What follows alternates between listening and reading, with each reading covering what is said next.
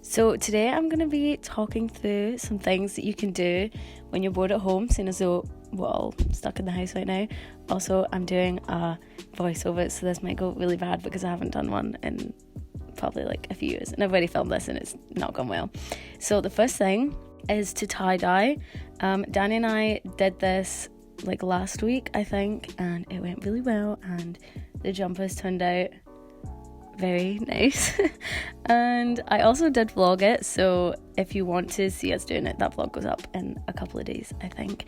So my second one is to do an online course. I've been doing one on FutureLearn called Understanding Fashion from Business to Culture, and I'm really enjoying it. It is quite a lot of work, but if you want to, I don't know, maybe be a bit more productive during quarantine, which obviously if you don't, that's completely fine, but I would definitely recommend doing a course if that's the case.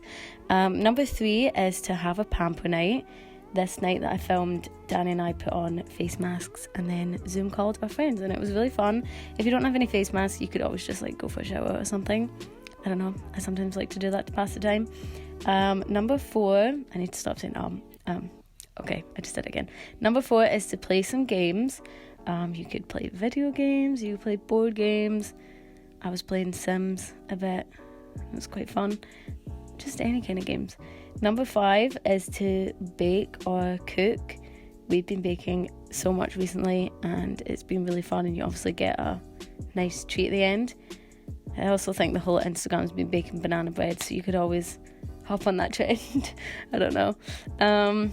Or if you just want to get better at like cooking or something. God, these clips are really long. Those cookies look good. Okay, number 6 is to declutter. You could declutter your phone, you could declutter your room, your makeup, your clothes. I don't know. Also, I was really proud of these clips because they were both filmed on different days but like at the same angle. I don't know, I thought it was kind of cool. They're quite long though.